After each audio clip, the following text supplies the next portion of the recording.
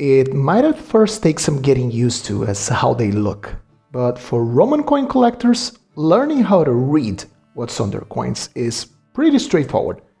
The Western world uses the Latin alphabet. There are some differences here and there, but all in all, with some minimal effort, I would say you can read most Roman coins pretty easily.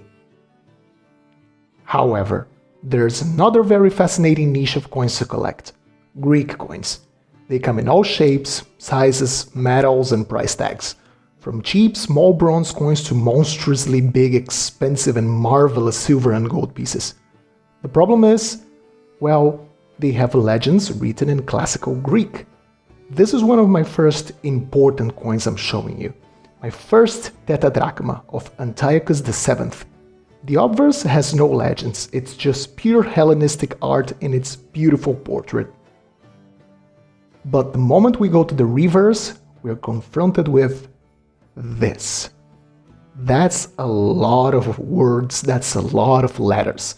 Couldn't even make sense of what some of these letters were, and I had no clue whatsoever of what the complete legends wanted to say at first.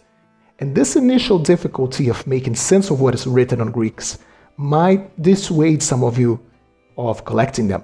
I mean, you could collect them just for the art, but how sad would it be for a collector not to enjoy his or her coin fully? Being able to read what's on their coins, you know, the information people 2,000 years ago wanted to pass you. Well, that is what this video is for, to give you some basic tools so you don't feel lost like I was when starting with Greek numismatics. And no, this is not a course of classical Greek. What I'll do in this tutorial is a quick guide on some basic but very powerful tools you can use to read your coin, but also have a way to type down the Greek legends so you can do further research online, such as trying to catalog what you have, if you don't know what it is yet. And after we're done introducing you to these tools, we're going to read some coins, starting out with some very easy ones and progressively looking at more difficult pieces with more complex legends. So let's get started. And the very first thing you're going to need is a cheat sheet with the classical Greek alphabet. I'm putting up on screen right now one that I printed out and I have next to my collection, but frankly, it is as simple as bookmarking the Wikipedia article for the Greek alphabet on your internet browser. It looks menacing, but it is not really. You just need to look at the letters, pay attention to the sound equivalent, with many having direct equivalents to our Latin alphabet, and it's really just a matter of practice. At first you will look at the words letter by letter and read them like a bumbling fool, but hey, as a collector, it is a skill worth learning. Let's use one coin as an example to practice using the Greek alphabet on this sheet. I'm not going to tell you which coin this is, although many of you know the answer, as this is the most famous Greek coin ever. It has just 3 letters, really easy stuff.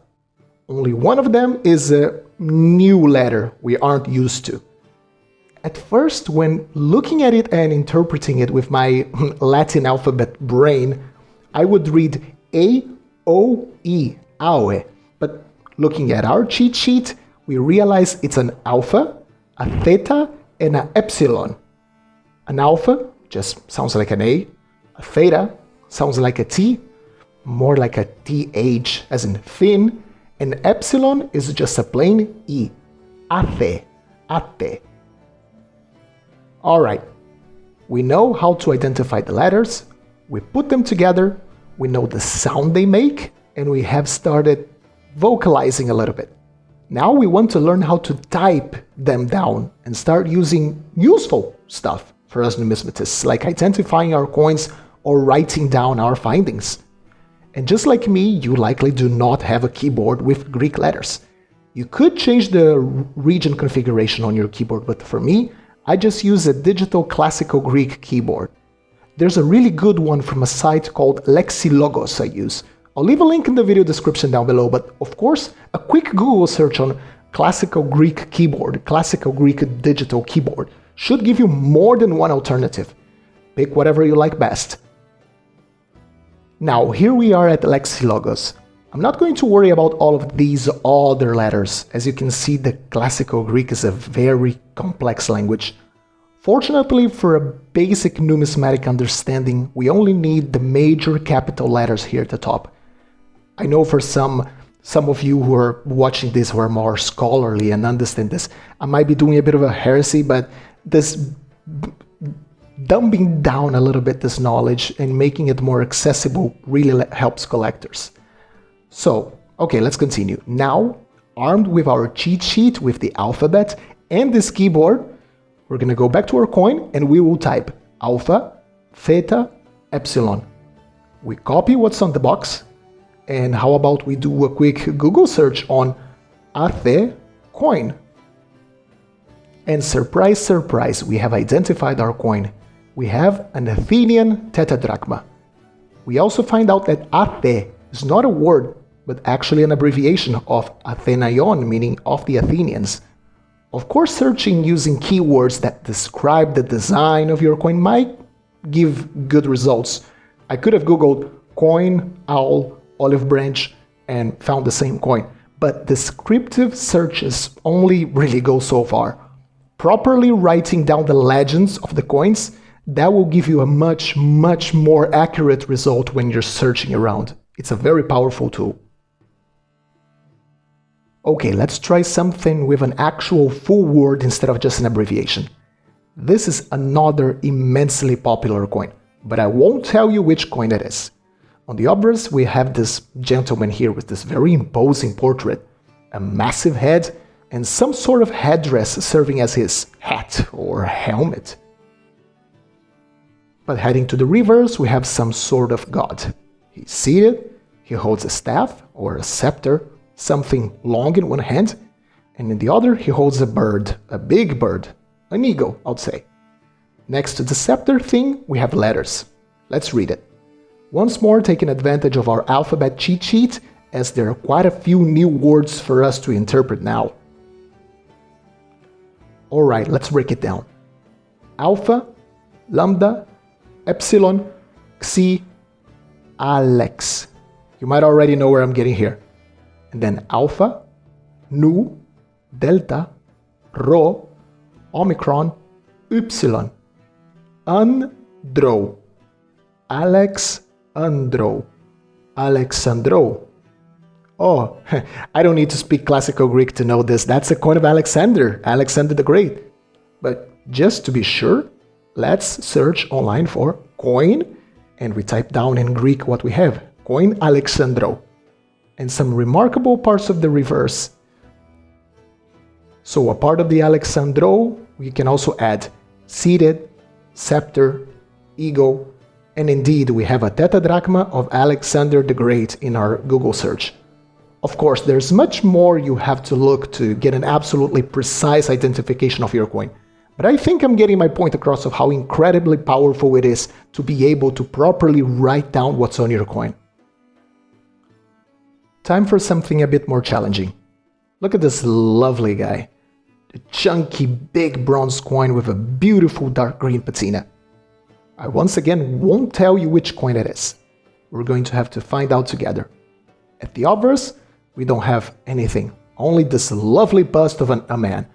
By the royal headband he's wearing, he's definitely a king. So a coin minted under some sort of kingdom. Maybe the reverse is going to give us more details. And effectively it does. The reverse is predominantly occupied by this lovely image of the same man on horseback, wearing full military armor. But on the lower part, we have a set of letters, so we have probably his name. My Romance-speaking brain reads Ieponoe, but that's not what it is, of course. Let's find out who he is, identifying it letter by letter. Let's vocalize it, write it down, and finally try to identify who it is.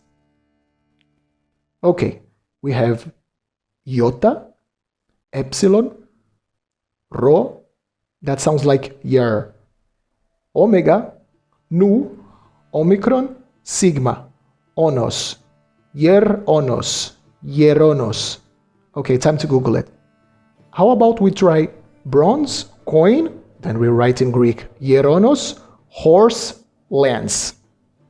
And boom, there goes the very first link.